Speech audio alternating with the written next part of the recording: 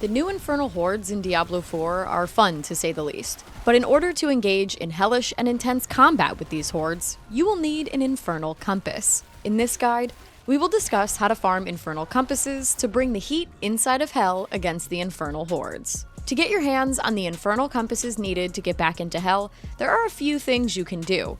You can complete Nightmare Dungeons or the Pit, loot the chests within Helltides, open caches from completing Whisper bounties, or you can craft them at the Occultist. Crafting the Infernal Compasses is extremely easy, as you only need 2 materials, Nightmare Powder and Forgotten Souls. The hardest part is going to be farming the Forgotten Souls, as they can only be found in Tortured Gifts and Helltides on World Tier 3 and 4, and from my testing, I'm not sure if there's another way to get them at this point, but that's where I got the vast majority of my Forgotten Souls.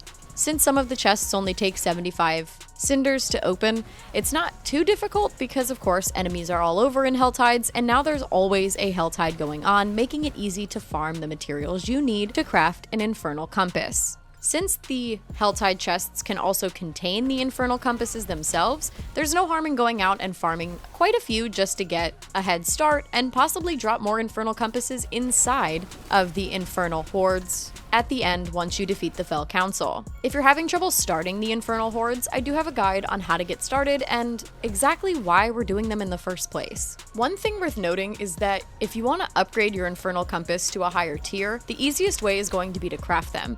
Because from my testing, you no longer get the Abyssal Scrolls from salvaging the Infernal Compasses that you come across, at least from my testing. Now, I didn't salvage very many of them to test this out because I didn't want to waste them, but I did salvage up to 5, and not one of them dropped an Abyssal Scroll in order for me to upgrade the tier of the Infernal Compass. With that said, from my testing, the best way to upgrade to a higher tier is going to be by crafting it. So, the higher the tier you want to complete, the more materials you're going to need to dish out in order to upgrade it, so keep that in mind. Infernal Hordes are extremely rewarding, as you can get a massive amount of gold if you open up the gold chests, an insane amount of materials if you open the materials chests, and you can score some crazy loot like weapons, armor, and more just by opening the chests by completing the Infernal Horde overall. This is not a mode for the faint of heart, as I learned my lesson yesterday dying over and over again when I hadn't played Diablo 4 in quite some time and I thought, hey, I can probably do these, they're easy. They were not.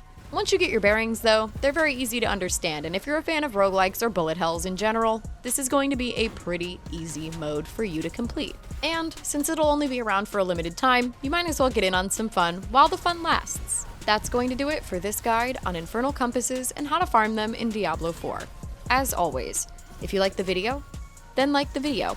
And if you like my content in general, then please subscribe to my channel, because it means the absolute world to me.